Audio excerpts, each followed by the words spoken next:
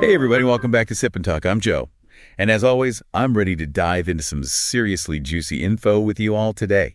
It's like we're mixing up a knowledge cocktail here. Strong stuff, but oh, so smooth going down. And I'm Sunny, your friendly neighborhood fact checker. I'll make sure we get all the ingredients right. Speaking of mixing things up, you know it's always a good blend? Travel whiskey and discovering awesome new things. You have to check out our friend Micky's YouTube channel, Mickytolife. Yeah, Mickey's the best. He's always got something cool going on. Okay, so everyone's been talking about this whole US-China thing, right? And it feels like it's kind of a big deal. Yeah, definitely not something you can just ignore anymore. It's everywhere you look. It's like they're kind of frenemies, right? One minute they're trading partners, the next minute it's like a trade war. Exactly. That's a great way to put it. Mm-hmm. And to really get a handle on it for this deep dive, we're not just looking at it from one side. We've got sources from all over the place. Articles from Satoon, which I'm told is a pretty influential magazine in China. Oh, cool. So we're getting the inside scoop from China itself. Yeah, and we've also got the U.S. perspective with sources like Voice of America and some analysts who focus on China's global strategy, seeing how they're playing the game on the world stage. Kind of like a global chess match with China making its moves. Exactly. And to round it out, we've got perspectives from places like Hong Kong with 301 Radio Free Asia, Sound of Hope. It's all about getting the full picture, Not just the U.S. versus China, but all the different voices and opinions in between. So it's not just black and white. It's like a whole rainbow of perspectives. Exactly. Yeah. That's what makes this so fascinating. Yeah, because it's not just some far-off political drama. It actually affects all of us, what we buy, how much things cost, even the jobs we have. It's all connected. And that's why we're here, to help you make sense of it all. Break it down into bite-sized pieces without all the jargon and political mumbo-jumbo. Right, because let's be real, most of us just want to understand what's going on without having to get a PhD in international relations. Exactly. So let's start with something that's been in the headlines a lot lately. The trade war, the tariffs, the back and forth. It's gotten pretty heated. Yeah, it's like a real-life economic boxing match. So the U.S. put tariffs on a bunch of Chinese goods, right, to try and protect American businesses. That's the idea. And the tariffs make those Chinese goods more expensive for us here in the U.S. Which I guess is supposed to encourage people to buy American-made stuff instead, right? Right. But China didn't just take it lying down. They hit back with their own tariffs on American goods. And we're talking some serious tariffs. Yeah. Like up to 84% on certain things by next April. 84%. Oof, it's going to make a dent in someone's wallet. Yeah, it's a pretty aggressive move. And it shows how determined China is to stand its ground. So what does all this tariff tit for tat mean for the rest of the world? Well, one thing it's doing is pushing China to look for other markets for their goods. Instead of just relying so heavily on the U.S., they're increasingly turning to places like Europe, Southeast Asia, and Latin America. So they're spreading their wings a bit, finding new customers. Exactly. And that could have some interesting long-term consequences. It could make them less vulnerable to U.S. pressure in the future. Okay. But what about Europe? Are they happy about China potentially flooding their markets with cheaper goods? That's a good question. And the answer is probably not so much. European businesses, especially the smaller ones, are worried about being undercut by those lower prices. Yeah, I can imagine. It's tough to compete when someone else is offering the same stuff for way less. Right? It could lead to job losses and slower economic growth if those European companies can't keep up. So it's not all sunshine and roses for Europe then? Not necessarily. It's a complex situation with winners and losers. And the EU might end up taking steps to protect their own industries, like imposing anti-dumping duties to level the playing field. So it's like a global game of economic whack-a-mole. One problem pops up somewhere else. Exactly. And all these tariffs and trade barriers are shaking up global supply chains, changing where goods are flowing.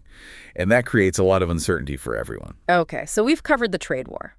Now let's talk about another area where the U.S. and China really butt heads: intellectual property. This is where things get a little bit spy versus spy, right? A little bit, yeah. The U.S. basically accuses China of being a major IP thief. And they point to a whole range of tactics, from traditional espionage, like sneaking into companies and stealing secrets. Like a real-life Mission Impossible? Well, maybe not that dramatic. Yeah. But yeah, they accuse China of using classic spying techniques as well as more sophisticated methods, like hacking into computer systems. Cyber espionage. That sounds pretty high-tech. It is. And they also say China uses things like partnership agreements and corporate acquisitions to get their hands on valuable technology. So like they're buying their way into companies to get access to their secrets? That's one accusation. Yeah. And then there's the whole issue of forced technology transfers. Forced technology transfers. What's that all about? So basically, when foreign companies want to do business in China, there's sometimes pressure to hand over their technology as part of the deal. So it's like, you want access to our massive market, you got to give us your tech. Exactly. And some people argue that this is a form of coercion, a way for China to unfairly acquire technology. But isn't it up to the companies to decide whether they want to make that trade-off? Like if they really want access to the Chinese market, maybe they're willing to share some tech. That's a valid point. And it's where things get legally and ethically murky. Because is it really forced if a company agrees to it as part of a business negotiation? It's a tough question. Yeah, it's like a gray area. But the U.S. has some pretty specific examples they like to bring up, right? Like those Russian scientists who are caught trying to give sensitive information to China. Those cases definitely raise some eyebrows. And they feed into the narrative that China is actively trying to steal intellectual property. And it wasn't just one scientist, right? There were a couple of different cases involving pretty sensitive stuff like nuclear secrets and Arctic research. Yeah, it's not a good look. And it makes it harder for China to dismiss these accusations as just political rhetoric. And then there's the whole Thousand Talents program that the U.S. keeps talking about. Right. This program is designed to attract top talent from around the world to work in China. And the U.S. sees it as a way for China to acquire intellectual property, sometimes through unethical means. So like they're luring experts over with promises of big salaries and research opportunities, but then maybe pressuring them to share their knowledge? That's the concern. Yeah. And it's led to some high-profile arrests of U.S. scientists who allegedly failed to disclose their ties to Chinese-backed programs. So it's like a recruitment scheme with a hidden agenda. That's how the U.S. sees it. And they've made it clear that they're cracking down on these activities. They see it as a national security threat. And they've got some pretty startling statistics to back up their claims, right? Like they say over 80% of their economic espionage cases involve China. Yeah, that's a pretty damning number. Yeah. And it shows how seriously they're taking this issue. So what's China's response to all of this? Do they just deny everything? Well, they definitely push back against these accusations. They say that the U.S. is exaggerating the problem and that it's all politically motivated. They argue that technology transfers that happen in joint ventures are often based on mutual agreement. It's a business deal, not theft. So they're saying it's just good old-fashioned capitalism at work. That's their argument. Yeah. And they also point to the fact that China is investing heavily in its own research and development. They're not just relying on stealing other people's ideas. They're filing tons of patents themselves, and they're increasingly paying royalties and licensing fees for foreign technology. So they're trying to show that they're playing by the rules. Exactly. And they highlight the fact that lots of foreign companies are choosing to file patents in China. It's become a major hub for innovation. So it sounds like both sides have their own version of the story and their own set of facts. It's a classic case of he said, she said, and it makes it really difficult to know who to believe. Okay, so we've tackled trade and intellectual property. Now let's dive into another fascinating aspect of China's global strategy. Their relationships with countries that are often seen as being at odds with the West. You know, the ones that sometimes get labeled as the axis of evil. That's a pretty loaded term. But yeah, we're talking about countries like Russia, Iran, North Korea. Countries that the U.S. doesn't exactly have warm and fuzzy feelings for. Right. And China's willingness to engage with these countries raises a lot of eyebrows in the West. So why is China doing this? What's the strategic thinking behind it? Well, there are a few reasons. One is geopolitics. China wants to challenge what they see as U.S. dominance in the world. They want to build their own sphere of influence, and they see these countries as potential allies. So it's like a way of pushing back against the U.S., creating a counterweight. Exactly. And there are also economic considerations. China needs resources like energy and raw materials, and these countries have them. So it's like a win-win. They get access to resources, and they get to thumb their nose at the U.S. at the same time. It's a bit more nuanced than that. Yeah. But yeah, there's definitely an element of that. But what about the whole ideology thing? I mean, these countries have pretty different political systems, don't they? They do. And the idea that they're all part of some kind of authoritarian alliance is a bit of an oversimplification. So it's not like they're all best buds hanging out together because they love dictatorships. Not exactly. Yeah. Their cooperation is driven more by pragmatic interest than shared ideology. So it's more like the enemy of my enemy is my friend kind of thing. That's a good analogy.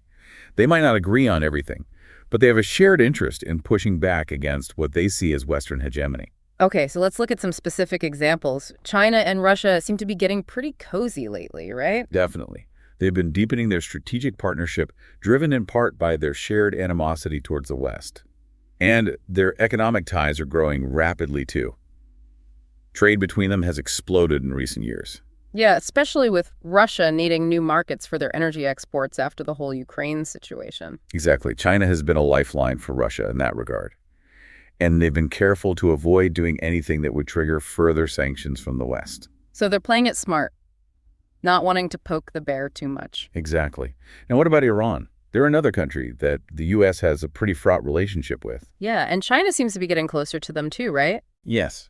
China is a major buyer of Iranian oil, and they're investing heavily in Iranian infrastructure through their Belt and Road Initiative. And they recently signed a 25-year cooperation agreement that covers everything from energy to military technology. So they're really strengthening their ties. It's like they're building a whole new axis of power. That's one way to look at it. Yeah. And then there's North Korea.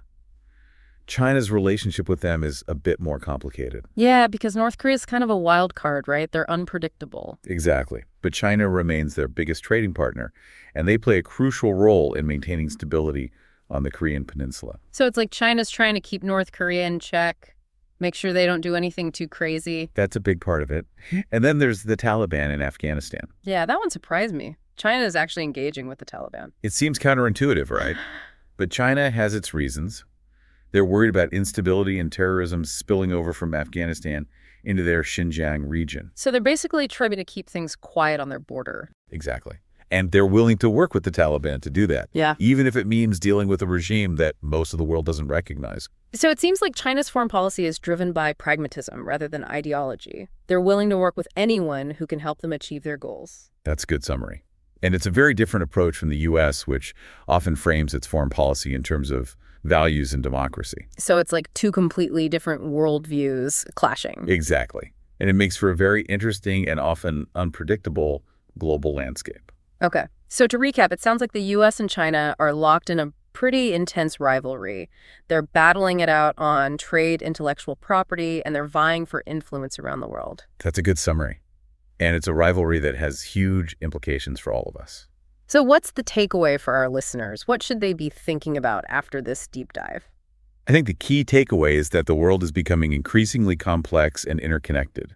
The days of a single superpower calling all the shots are over. So it's like a multipolar world where different countries and blocs are competing for power and influence. Exactly.